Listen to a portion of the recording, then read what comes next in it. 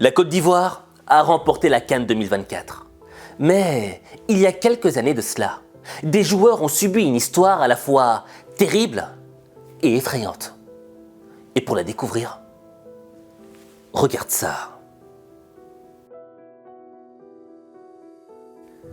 Je vais te montrer une vidéo qui est extrêmement effrayante.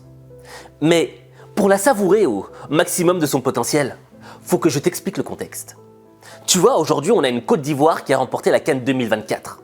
Une Côte d'Ivoire de Sébastien Haller et d'autres joueurs qui nous ont montré c'est quoi l'esprit du combattant. De se battre jusqu'au bout malgré les critiques, malgré les baffes qui se sont ramassées. Les mecs n'ont fait que des remontadas. Une CAN savoureuse. Il y a aussi eu la Côte d'Ivoire de 2006, celle de Didier Drogba. Ce qui nous avait impressionné dans cette équipe de Côte d'Ivoire, c'est que les joueurs avaient l'envie de remporter la victoire. Ils sont arrivés jusqu'en finale et ont perdu au tir au but face à l'Égypte. Mais leur détermination, leur envie de tout donner sur le terrain a fait que on s'est remémoré non pas de la victoire, mais de leur implication pour la nation. Ensuite, il y a eu une autre Côte d'Ivoire aussi. Une équipe ivoirienne qui avait moins envie de mouiller le maillot. Une équipe ivoirienne qu'on sentait qu'elle jouait avec les jambes lourdes sur le terrain. Cette Côte d'Ivoire-là, c'était l'équipe de 2000. Et lors de la CAN de 2000, ils s'étaient fait éliminer au premier tour. Ils avaient perdu lors d'une défaite humiliante 3-0 face au Cameroun. Alors que pourtant, c'était une équipe qui avait un très grand potentiel et qui faisait partie des favoris. Et là, le peuple avait été complètement déçu. Il avait été gravement touché émotionnellement.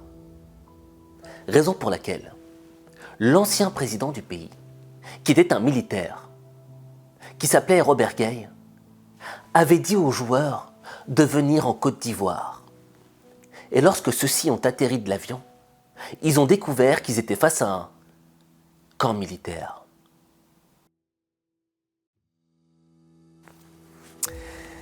Et c'est là que je vais partager avec toi cette vidéo qui glace le sang. Et j'aimerais que pendant quelques secondes, tu te mettes à la place d'un joueur ivoirien. Regarde la vidéo. Si prochainement, vous partez pour unir le pays comme vous l'avez fait, vous resterez au camp au minimum. Vous resterez pendant le temps de la durée de votre service militaire. Après 3 jours de détention dans un centre d'entraînement militaire, les 22 joueurs de la sélection nationale ivoirienne auront au moins appris une chose, le paquet à danser. Les éléphants de Côte d'Ivoire éliminés prématurément de la Coupe d'Afrique des Nations sont presque libres. Mais il leur reste une formalité, écouter la leçon du chef de l'État, le général Robert Gueye. Quand on aime son pays, les pieds doivent jouer, mais le cœur aussi doit jouer. Les prestations que nous venons de voir, nous sur l'écran, ne sont vraiment pas les prestations que nous étions en droit d'attendre de vous. La plupart de ces joueurs sont des professionnels et évoluent dans de grands clubs européens. Le nouveau pouvoir des militaires n'en a cure. Il a promis de remettre de l'ordre dans la maison ivoirienne. Et quel meilleur exemple. C'est un premier avertissement. Si prochainement, vous partez pour unir le pays comme vous l'avez fait, vous resterez au camp au minimum.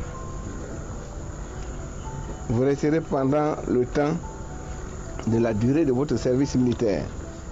Il est 20h, les footballeurs peuvent maintenant regagner leurs clubs respectifs. Certains se précipitent à l'aéroport pour sauter dans un avion. C'était un épisode assez effrayant. Et j'aimerais que tu me dises ce que toi t'en as pensé en commentaire. Mais si on se met à la place des joueurs ivoiriens et qu'on est face à un général militaire, un chef, qui a plein d'hommes armés autour de lui et qui nous dit « Premier avertissement, 3 jours. La prochaine fois, ce sera toute la durée du service militaire, ce qui correspond, à l'époque, à 18 mois, 1 an et demi. Il y a de quoi avoir peur, tu vois. Mais à travers cet épisode, ce que je retiens, c'est l'effet de la menace, la contrainte. Au fait, le président de l'époque voulait contraindre les joueurs à mouiller le maillot. Il voulait les contraindre à avoir envie de gagner. Or, généralement, la menace et la contrainte a l'effet inverse. Elle nous pousse en arrière. Laisse-moi te rappeler un épisode que tu as sûrement vécu quand tu étais petit. Le réveil du matin pour aller à l'école. Est-ce que toi aussi, quand tu devais te réveiller super tôt le matin, tu n'avais pas envie de te lever? Parce que tu savais que tu allais avoir cours, que tu allais devoir étudier des trucs et qu'en rentrant à la maison, tu aurais encore une somme de devoirs à faire. Je veux dire, moi, j'y allais en reculons à l'école. Parce qu'on me contraignait. J'étais obligé d'y aller. Alors que j'avais pas envie. Et j'ai jamais donné le meilleur de moi-même. Parce que quand on contraint quelqu'un à faire quelque chose, il n'y aura jamais ce surplus d'âme qui te poussera à te dépasser. Mais pourtant, un jour, j'ai eu l'envie de me dépasser. Laisse-moi te raconter cette petite histoire. Tu vois, je devais avoir 15 ans. Et j'avais un professeur de français. Un homme grand, fort, extrêmement élégant, avec des cheveux grisonnants. Et cet homme, qui s'appelait Monsieur Schrader, un jour distribuait nos notes. Et moi, j'avais eu la pire des notes, un 0 sur 20. Et je savais que Monsieur Schrader était un amoureux de la langue française. C'était un génie de la langue française. Et moi, à cette époque-là, je n'avais rien à faire du français. Je torturais cette langue, encore aujourd'hui d'ailleurs. Et ça, il ne l'avait pas supporté. Parce qu'il savait que je ne m'étais pas impliqué, que je n'avais pas donné de moi-même pour étudier. Et donc, il m'a humilié devant toute la classe. Il m'a insulté, de va-nu-pied, de bougre-menu de frottin. J'oublierai jamais cette insulte. Je savais pas ce que ça voulait dire, mais ça m'avait fait mal, ça m'avait blessé de l'intérieur. Au fait, ça avait blessé mon amour-propre. Parce que cet homme m'avait fait passer pour un moins que rien devant tous les élèves de la classe. Or, moi, dans mon esprit, je valais quelque chose. Je valais mieux que ce qu'il montrait de moi. Et donc j'avais en moi cet esprit de revanche. Je voulais me venger. Et pour moi, le meilleur moyen de venger, c'était quoi? C'était de réussir son cours, d'avoir des notes exceptionnelles, de le faire taire. Et donc à partir de ce jour-là, j'avais envie. J'ai étudié tous les jours, j'ai fait le meilleur de moi-même. Et à la fin, j'ai eu des notes exceptionnelles. Et même le professeur avait été étonné. J'avais fait ce qu'on appelle une remontada. Mais la leçon à tirer de cette histoire, c'est que dans le fond, ce qui nous anime, ce qui réveille l'envie en nous, c'est pas la contrainte, c'est pas la menace d'avoir un 0 sur 20, non. Ce qui réveille cette envie que t'as en toi, c'est le fait de te voir meilleur, le dépassement de soi. C'est un petit peu comme quand on regarde le film Rocky, tu vois. Rocky Balboa, quand on le voit boxer, malgré qu'il perde son premier combat face à Apollo Creed, on s'en moque. Parce que cet homme a réveillé une envie en nous, tu vois. Il nous a réveillé l'envie de devenir boxeur, de nous battre. Et le lendemain, tu te surprends à aller courir. Pourquoi? Parce que Rocky t'a réveillé ce truc en toi. Parce que t'as vu Rocky Balboa se dépasser, se battre face à un mec qui était plus fort, mais ne rien lâcher, être déterminé. Ça t'a inspiré. Et au fait, c'est ça l'intelligence du vrai leader. Le vrai leader ne menace pas. Le vrai leader ne contraint pas. Le vrai leader inspire pour réveiller l'envie. Et au fait, l'envie, c'est quoi? C'est l'envie de se dépasser, d'accomplir quelque chose. Et au fait, on sera vraiment heureux lorsqu'on aura atteint l'accomplissement, atteint l'objectif. Mais il existe un pont entre l'envie et l'accomplissement de l'objectif. Et ce pont, c'est toi. Raison pour laquelle, tu vois, on a vu des joueurs ivoiriens lors de cette CAN 2024 avoir une envie à toute épreuve. Malgré les critiques, malgré les baffes qui se ramassaient chaque fois en première mi-temps, malgré le fait que personne ne croyait en eux. Ils ont continué à se battre parce qu'ils étaient habités par cette envie de achever quelque chose, cette envie de se dépasser soi-même. C'est ça que tu dois influer dans tes équipes. L'envie d'être meilleur, l'envie de prouver que tu vaux vraiment quelque chose. Parce qu'on va pas se mentir, toi, oui, toi, tu doutes de toi.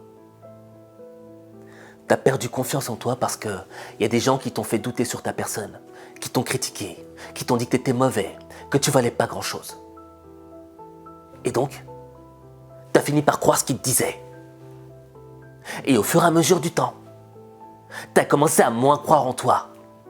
Et au fond de toi-même, tu es devenu malheureux. Tu n'avais plus envie de croire en toi. Mais en réalité, c'est quoi le truc? C'est qu'en toi réside un vrai potentiel que personne ne peut voir avec ses yeux, mais que tu es le seul à pouvoir réveiller et à faire exister en traversant ce pont. Et l'envie qui doit t'habiter, c'est quoi? C'est l'envie de te dépasser, de démontrer que tu vaux quelque chose, parce que tu vaux vraiment quelque chose. Et quand tu traverseras ce pont difficile, alimenté de critiques, d'épreuves, d'obstacles, mais que tu arriveras au sommet de l'accomplissement, eh bien là, tu goûteras à la réelle saveur du bonheur. Et quand tu comprendras ça, eh bien là, tu transformeras ta vie. Mais ta vie, il n'y a que toi qui peux la transformer. Il n'y a que toi.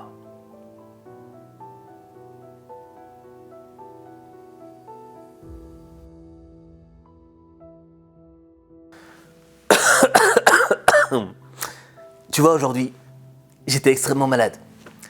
Mais malgré cela, j'avais l'envie. Et c'est quoi qui m'a donné l'envie dans le fond? C'est les Ivoiriens. C'est cette équipe nationale de Côte d'Ivoire qui m'a inspiré, qui a inspiré en moi l'esprit d'Embédier, aller jusqu'au bout. Raison pour laquelle je veux que tu écrives en commentaire « Je suis Ivoirien ». Je veux que tu t'habites de l'esprit ivoirien de la CAN 2024. Cet esprit de remontada, cet esprit de on y va jusqu'au bout malgré toutes les difficultés. Écris en commentaire « Je suis Ivoirien ». Maintenant, tu vois, je pense que le discours que j'ai partagé avec toi, je pense que la prise de conscience que tu as eue maintenant à travers cette vidéo a réveillé quelque chose en toi. Et tu as envie de repartir de l'avant. Tu as envie de te dépasser. Parfois, il y a quelques peurs qui nous poussent à rester dans cette zone de confort parce qu'on y est tellement bien. Mais j'ai créé une formation express que tu peux faire en 5 jours. La formation Ultra Boost. Et en 5 jours, je vais te donner l'envie d'avoir envie. Te réveiller, te donner un coup de pied au derrière, tu vois. Mais pas avec la contrainte, non. Te réveiller ton envie. Te réveiller cette envie de voir la meilleure version de toi-même. Et pour t'inscrire, c'est extrêmement facile. Il te suffit de cliquer sur le lien que j'ai épinglé en commentaire ou bien d'aller sur Google et de taper h5motivation.com. Là, tu vas atterrir sur ma page et tu pourras cliquer sur Ultra Boost. Ce qui va t'amener sur la page Ultra Boost et il te suffira de t'inscrire. Sur ce, j'ai hâte de te retrouver de l'autre côté pour trouver la meilleure version de toi.